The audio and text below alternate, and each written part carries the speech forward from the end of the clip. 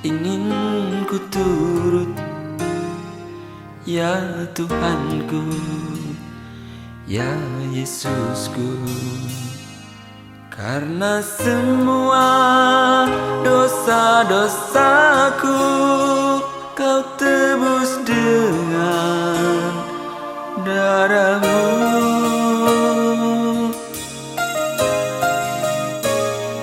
Meskipun di dunia ini ku peroleh segala-galanya, namun yang selalu ku rindu hanyalah kasih-Mu. Pada hari ini atas pengorbanan Tuhan kita mendapatkan kasih karunia Tuhan. Biarlah kita mengerti apa Tuhan rencanakan dalam hidup kita. Mari kita Bapak Ibu masuk ke dalam hadirat Tuhan. Inilah adalah momen yang sangat kita butuhkan, di mana pengorbanannya itu bukanlah hal yang mudah yang kita lihat. Apa yang dirasakannya, apa yang kita rasakan sangat berbeda. Kau sungguh baik Tuhan. Ini waktu yang tepat bagi kami Tuhan. Segala Engkau sungguh baik Tuhan. Mari kita berdoa di tempat duduk kita. Serahkan hidup kita dan hati kita kepada Tuhan. Segala puji sungguh baik.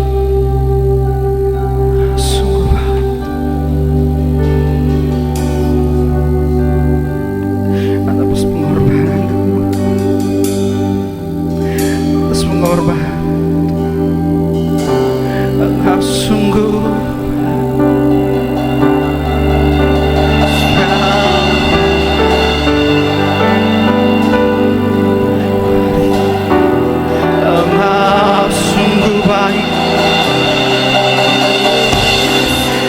Kau sungguh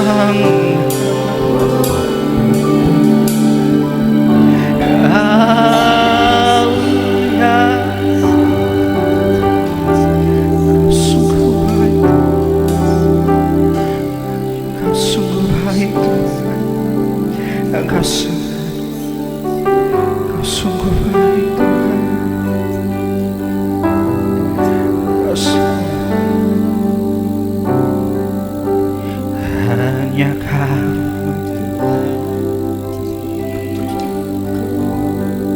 ya Tuhan, Kau berikan hidup yang baru.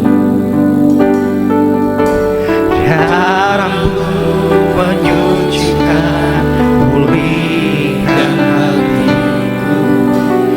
Kunyatakan Kaulah segalanya.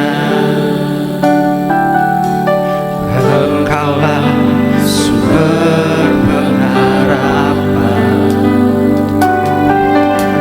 Kasih-Mu sanggup menyembuhkan. Jiwaku pun berserah hanya kepada-Mu. Yesus, Kaulah segalanya. Karena salib-Mu ku hidup, karena salib-Mu ku menang. Engkau yang berkuasa sanggup untuk melakukan mujizat-Mu.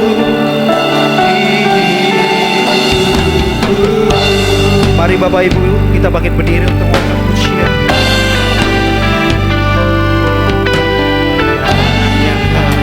Selagi hidupmu Kau berikan hidup yang baru.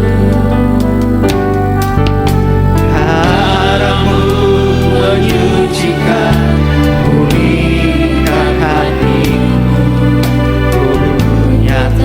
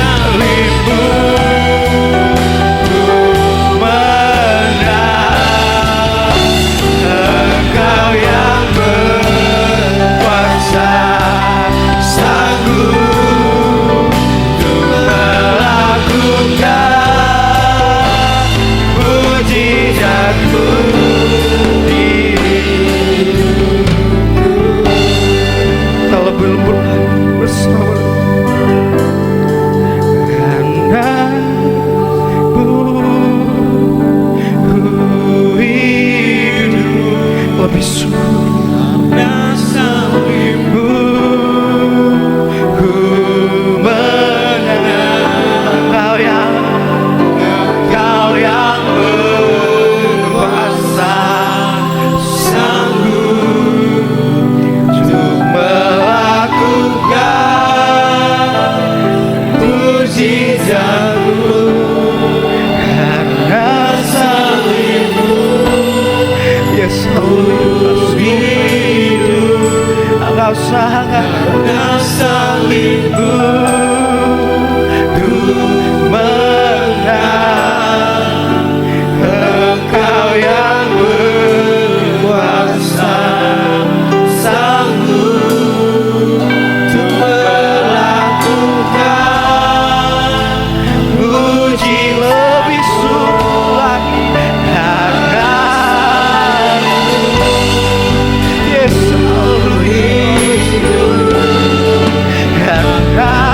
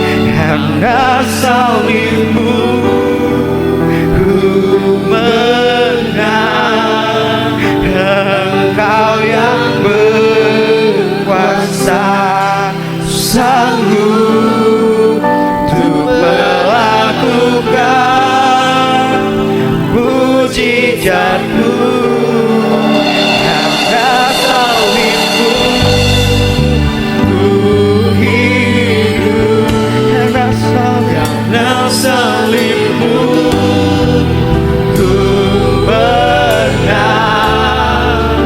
Engkau yang berkuasa, sanggup untuk melakukan mujizatmu. Karena salibmu ku hidup, karena salibmu ku menang. Engkau yang berkuasa, sanggup untuk melakukan mujizatmu.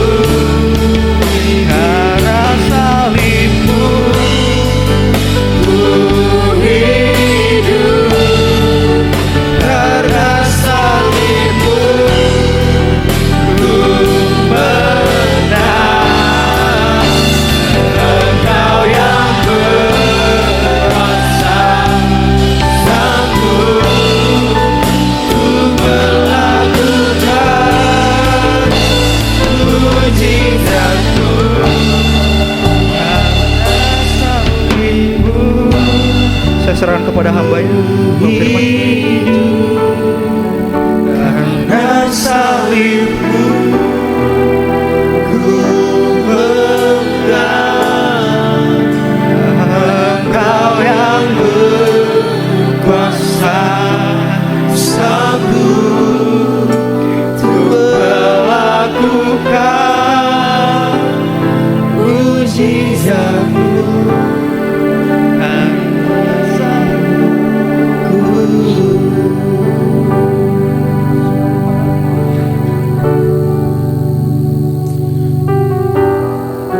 Adalah ucapan syukur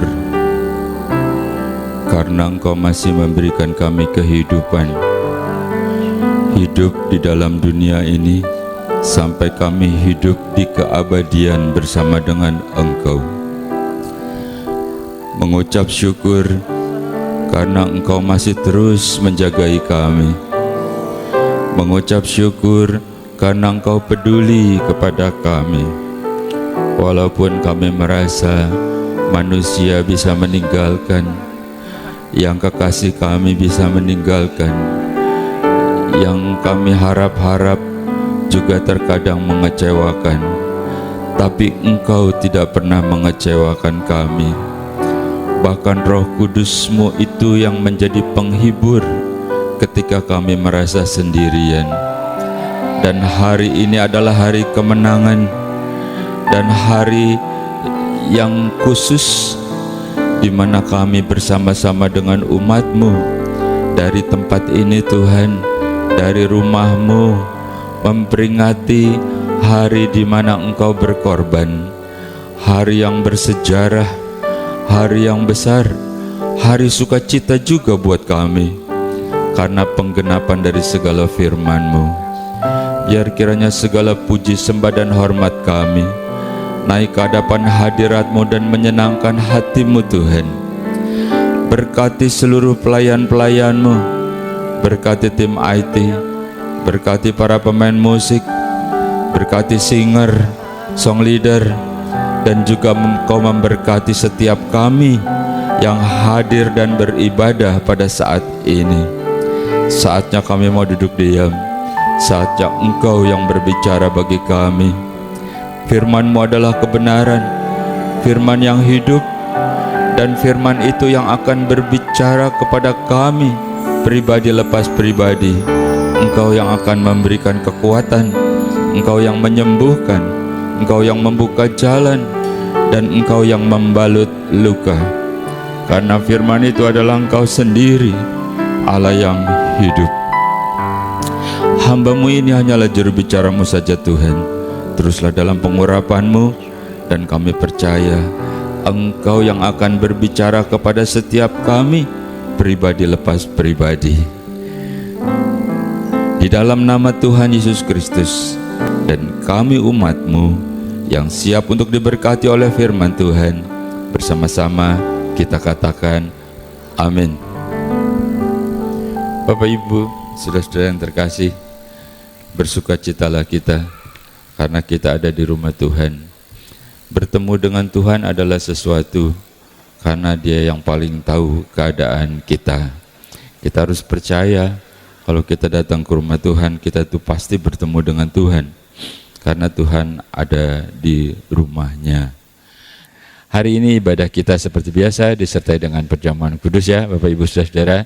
Jadi ketika engkau makan roti, minum anggur, dan kau percaya, dan juga untuk mengingatkan betapa engkau tidak sendiri. Ada Allah yang pernah turun untuk menolong kita menjadi manusia biasa, untuk membuktikan bahwa Dia itu juga tahu persis penderitaan kita. Dia tahu persis permasalahanmu, permasalahan kita. Dia ingin kita kuat. Dia ingin kita tetap bersemangat. Dia ingin kita itu jangan sampai jatuh, karena kita itu banyak musuh yang mengelilingi kita seperti awan. Jangan sampai kita lengah, jangan sampai kita jatuh. Nah, hari ini kita mau belajar dari Bapak Adam dan Ibu Siti Hawa. Ini manusia pertama yang Tuhan harap-harap sama dia menjadi teladan, tapi akhirnya jatuh. Nah, kejatuhannya ini kita pelajari ya. Kita bersama-sama belajar ya, belajar dari firman. Oke, kita baca dulu.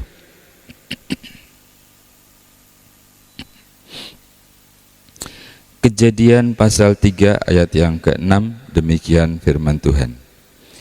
Perempuan itu melihat bahwa buah pohon itu baik untuk dimakan dan sedap kelihatannya.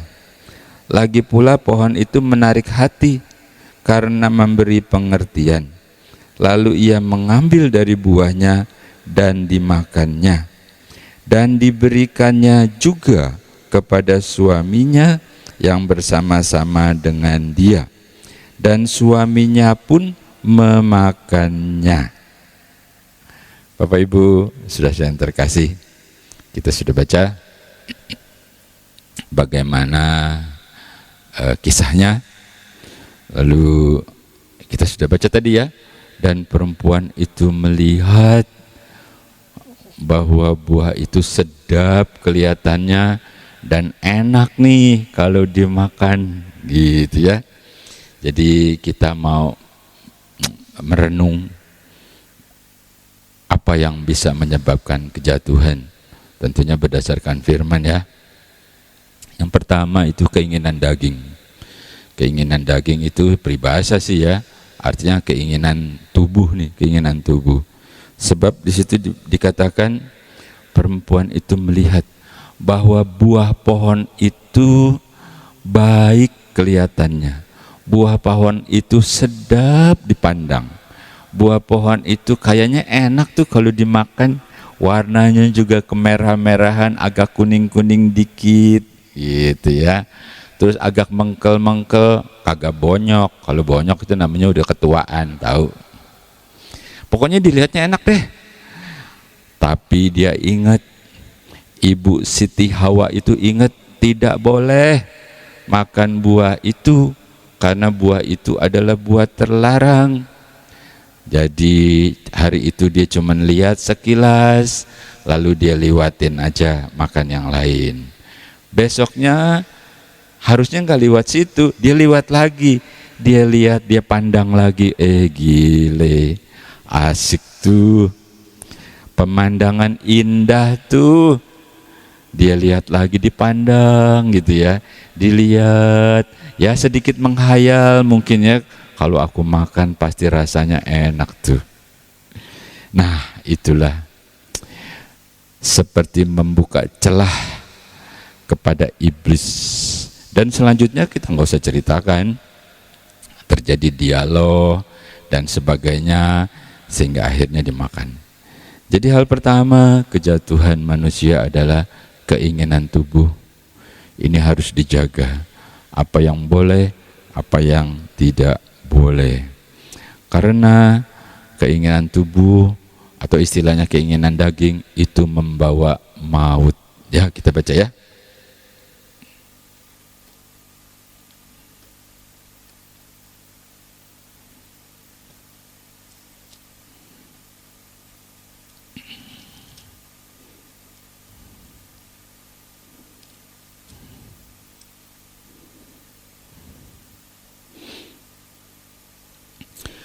Roma pasal 8 ayat yang ke-6, demikian firman Tuhan.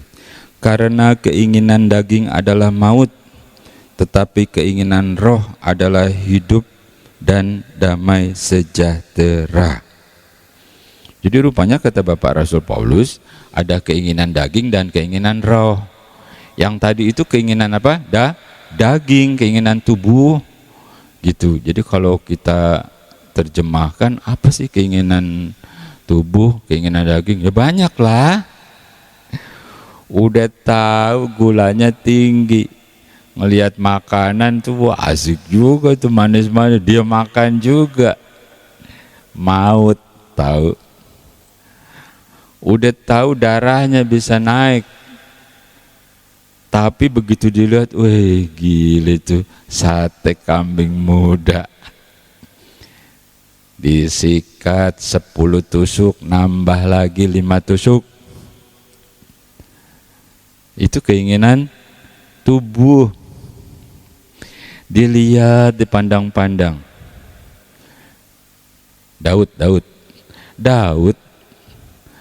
lagi musim perang nih ya. Lagi pada perang, pahlawannya perang. Biasanya kan rajanya ikut tuh, lihat pertempuran, kasih strategi, kasih semangat. Dia ada di loteng. Di loteng dia lihat-lihat, ya, lihat sini, lihat sono. Kayak si Ibu Siti Hawa, lama-lama dia memandang. Kelihatannya bagus tuh. Dia pandang lagi, ditungguin jamnya. Ntar dia liwat tuh, dipandang lagi. Makin lama makin dipandang, makin lama makin dilihat, lama-lama timbul niat. Lalu terjadilah dosa maut. Siapa lagi? Yang ada di firman aja deh. Ahab, raja Israel yang bernama Ahab.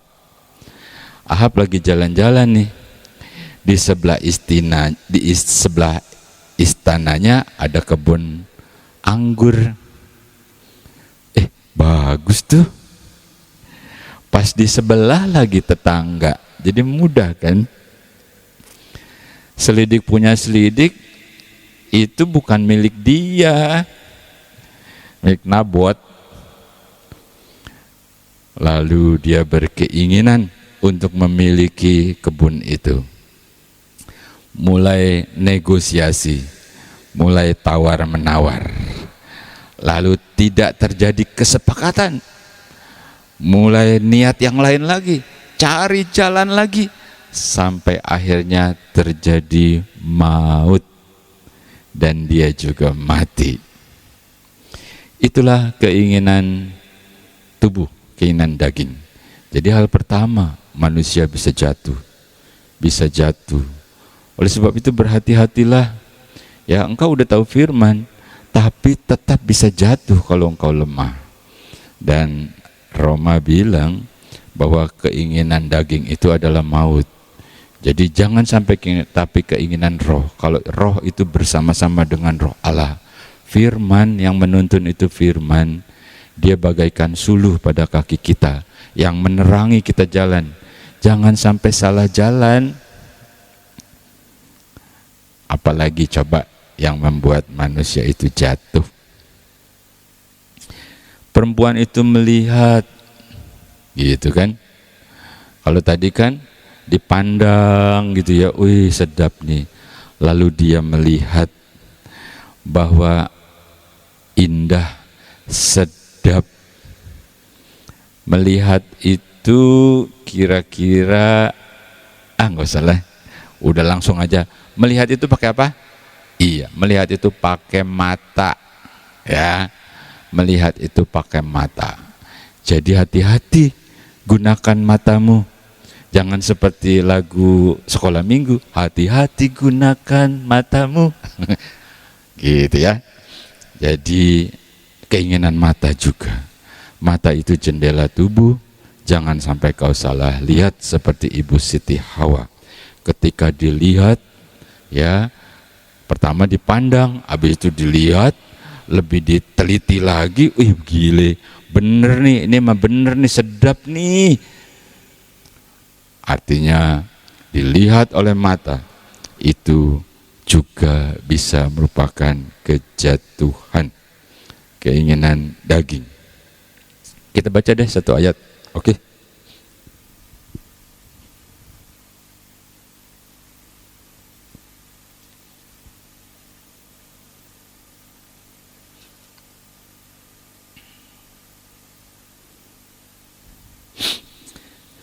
1 Yohanes pasal 2 ayat yang ke-16.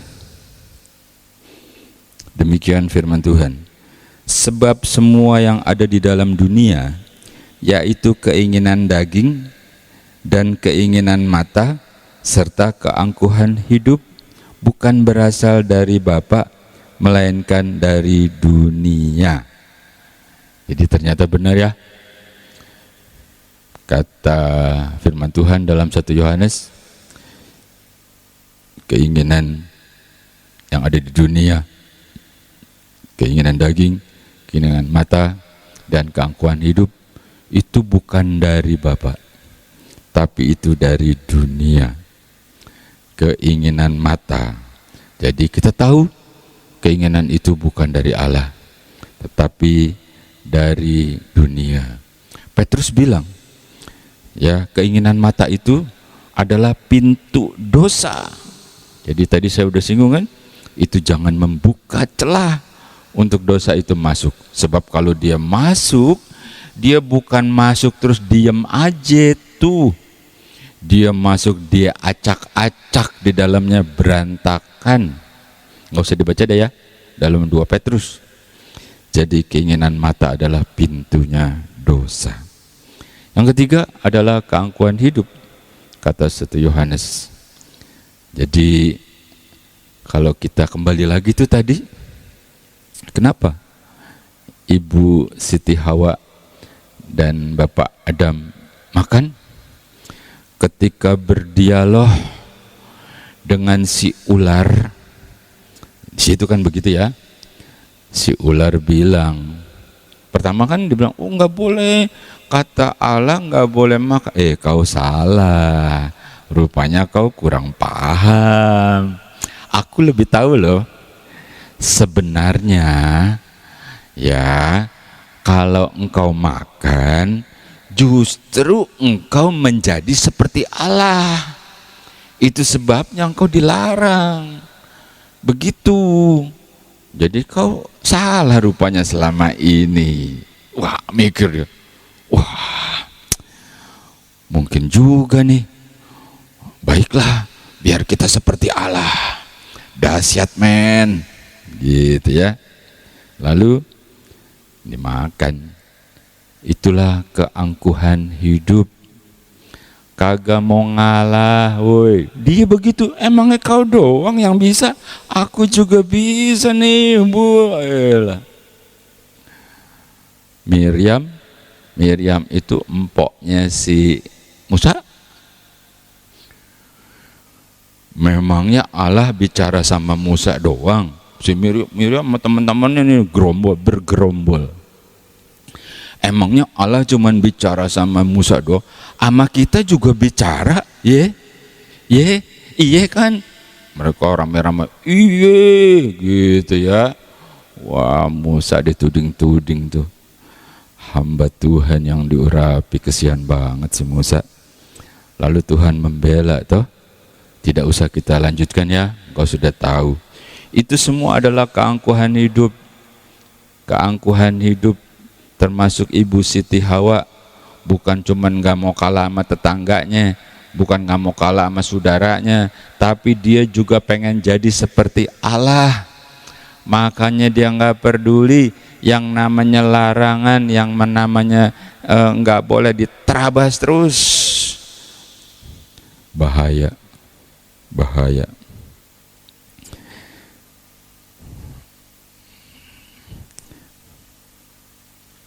Baca satu ayat ya.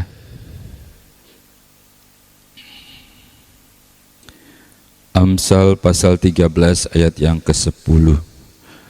Keangkuhan hanya menimbulkan pertengkaran, tetapi mereka yang mendengarkan nasihat mempunyai hikmat. Ternyata keangkuhan itu sumber pertengkaran. Dimanapun keangkuhan ada, di situ ada pertengkaran. Kalau yang namanya pertengkaran gak ada damai sukacita, gak ada ucapan syukur. Semua udah berarti pengen menang sendiri. Kacau beliau. Jangan sampai akhirnya Tuhan turun tangan seperti Ibu Siti Hawa. Akhirnya mereka ya kan berdua toh, suami istri, akhirnya mereka terusir dari suatu taman yang sumber sukacita, sumber berkat, sumber kedamaian. Mereka terusir, dan di luar sana adalah tangis dan kertak gigi. Bapak Ibu Saudara, kita sudah belajar ya bersama-sama. Jadi keadaan sekarang mungkin engkau pada kondisi yang baik, bersama dengan Tuhan, beriman, tapi hati-hati bahwa iblis itu mengintai, ingin menjatuhkan engkau sampai engkau terusir keluar dari taman bahagia, keluar dari damai sejahtera, lalu engkau menderita. Nanti engkau nangis, maaf ya, sampai air mata darah juga udah terlambat. Itu sebabnya firman Tuhan berkata kita harus berhati-hati. Ada 3 hal penting yang bisa membuat manusia jadi jatuh, dan itu kelemahannya. Kita harus selalu waspada. Sebenarnya Yesus sudah tunjukkan ya, melalui korbannya, kematian, kebangkitan, semua seakan-akan buat kita.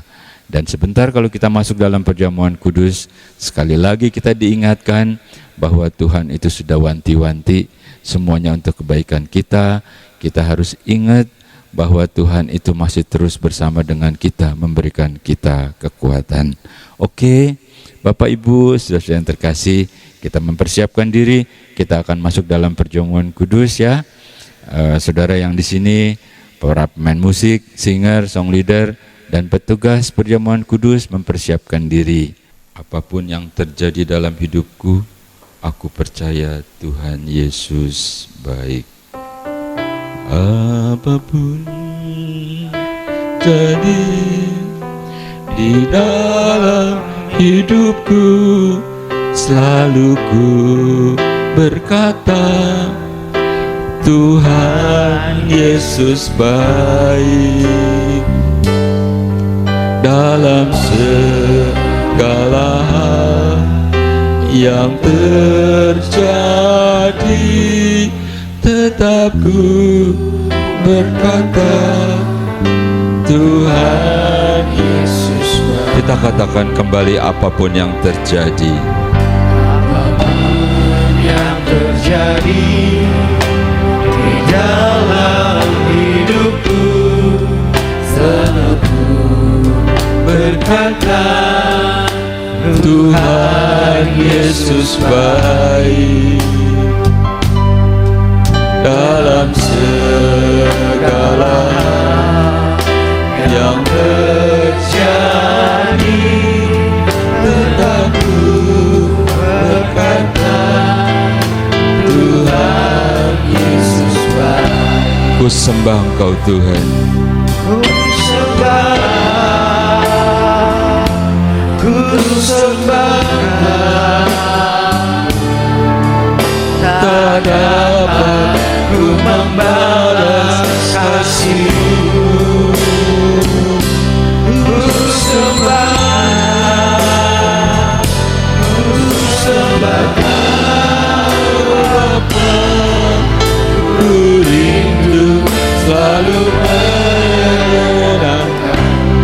dinyalakan kembali. Petugas-petugas perjamuan kudus mempersiapkan diri. Apapun yang terjadi di dalam hidupku, selalu ku berkata, Tuhan Yesus baik. Dalam segala hal yang terjadi, tetap ku berkata, Tuhan Yesus baik. Ku sembah Kau Tuhan, Ku sembah hadapanmu membalas kasih. ku sembah Kau Tuhan. Ku sembah Allah, ku rindu selalu menyenangkan. Kita akan masuk dalam perjamuan kudus. Di hadapan kami adalah roti dan anggur yang merupakan lambang tubuh dan darah Kristus. Tubuhnya hancur untuk sakit penyakit dan dosa. Darahnya tercurah dan kita disucikan oleh darah Yesus. Itulah pengorbanan. Itulah karya Yesus yang semuanya itu untuk kita. Mari kita bersekutu di dalam doa. Di dalam nama Tuhan Yesus Kristus, dengan otoritas yang Kau berikan, hamba-Mu melepaskan berkat atas roti dan anggur ini, sehingga siapapun yang makan roti yang merupakan lambang tubuh-Mu, dengan percaya dan disembuhkan dalam nama Yesus.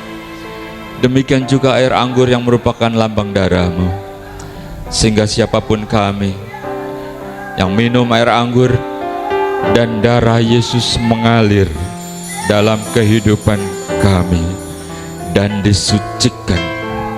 Sekalipun dosa-Mu merah, akan menjadi putih seperti salju. Sekalipun seperti kain patma, akan putih seperti bulu domba. Dan ini adalah anugerah. Dan sekarang Tuhan, di dalam nama Tuhan Yesus Kristus, turunlah berkat Tuhan atas roti dan anggur ini. Kita angkat pujian, kita katakan, Dia jamah segenap hidupku.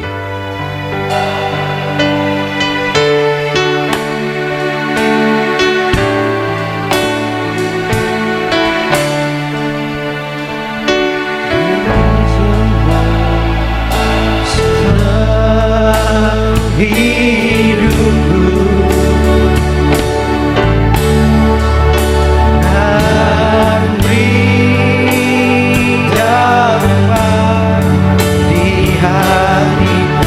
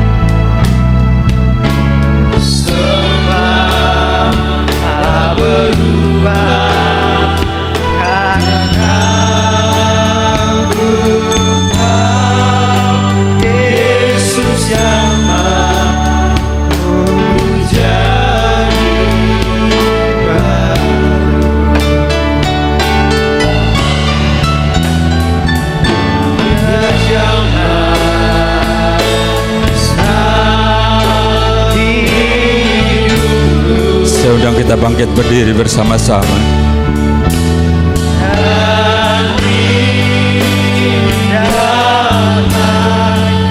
Di hatiku semua telah berubah.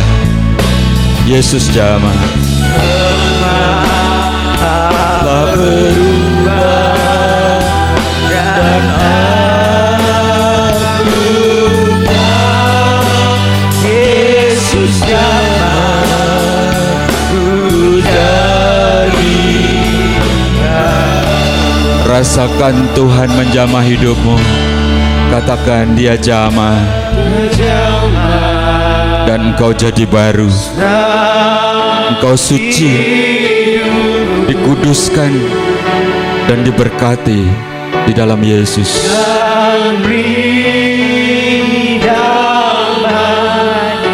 Di hatiku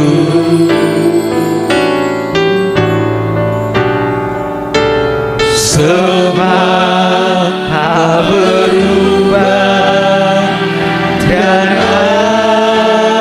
aku tahu Yesus jamah ku jadi baru. Kita akan masuk dalam perjamuan kudus.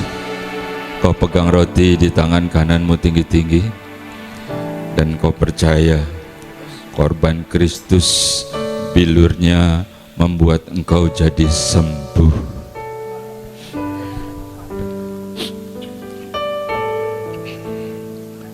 Demikian firman Tuhan. Sebab apa yang telah kuteruskan kepadamu telah aku terima dari Tuhan, bahwa Tuhan Yesus pada malam waktu ia diserahkan mengambil roti, sesudah itu ia mengucap syukur atasnya. Ia memecah-mecahkannya dan berkata, inilah tubuhku yang diserahkan bagi kamu. Perbuatlah ini menjadi peringatan akan aku. Saudara, bukankah roti yang kita pecah-pecahkan adalah persekutuan dengan tubuh Kristus? Makan dengan percaya, jadilah sembuh dalam nama Yesus.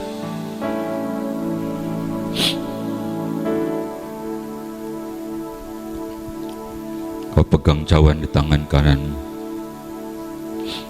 Ini adalah darah Yesus yang membuat engkau menjadi suci, membuat engkau jadi kudus, dan hidupmu diterima, persembahanmu, hatimu dikuduskan. Demikian juga ia mengambil cawan sesudah makan lalu berkata, cawan ini adalah perjanjian baru yang dimeteraikan oleh darahku. Perbuatlah ini setiap kali kamu meminumnya, menjadi peringatan akan aku. Saudara, bukankah cawan pengucapan syukur yang atasnya kita ucapkan syukur adalah persekutuan dengan darah Kristus? Minum dengan percaya dan Tuhan menyucikan kita dalam nama Yesus.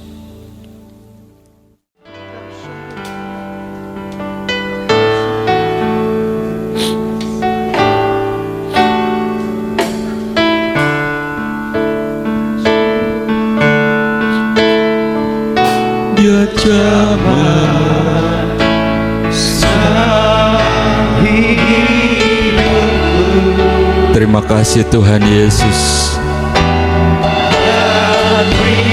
Kau memberikan kami kekuatan dan Kau beri damai yang hilang itu, dan semua jadi baru.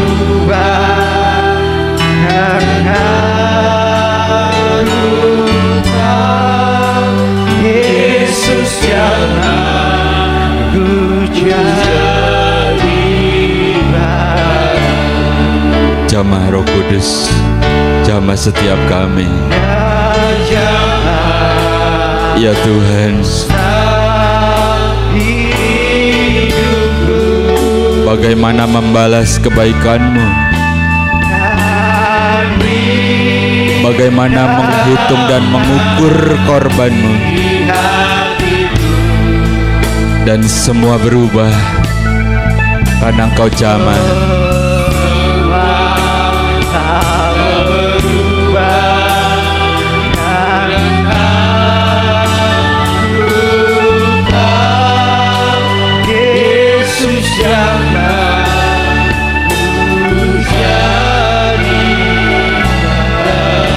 Semua telah berubah.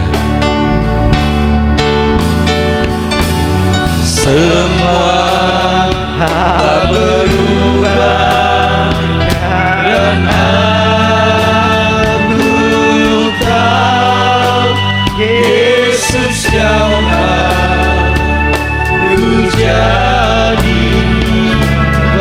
Katakan semua sudah berubah Tuhan, karena Engkau sudah menjamah kami. Semua telah berubah karena aku tahu Yesus jamah jadi baru. Dengan iman, dengan percaya, dengan sukacita, kita terima berkat perjamuan kudus dan pengorbanan Kristus buat hidup kita. Bersama-sama kita katakan amin.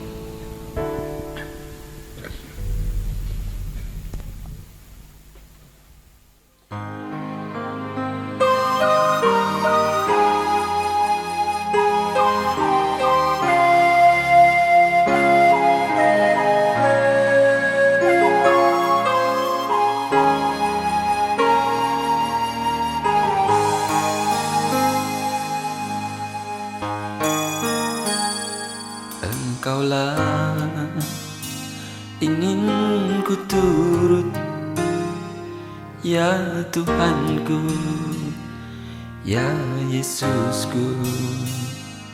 Karena semua dosa-dosaku Kau tebus dengan darah-Mu.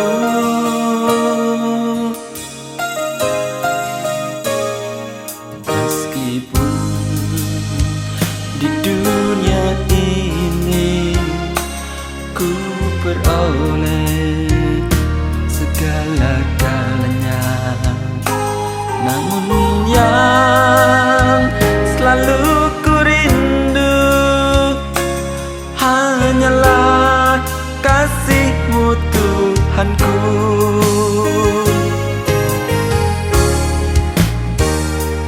Inginnya ku di sisi-Mu, bersama-Mu di surga yang mulia.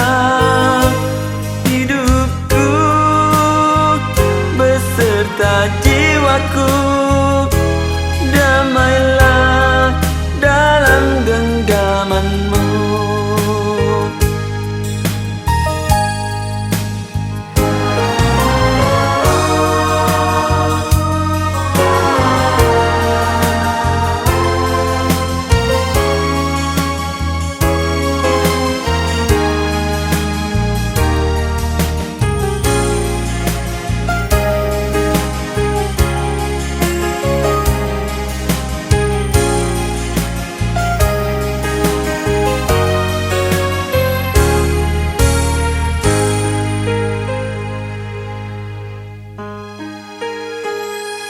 Meskipun di dunia ini ku peroleh segala-galanya, namun yang selalu ku rindu hanyalah kasih-Mu Tuhanku.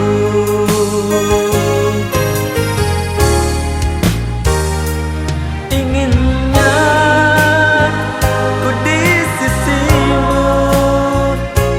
bersama-Mu di surga yang mulia. Hidupku beserta jiwaku damai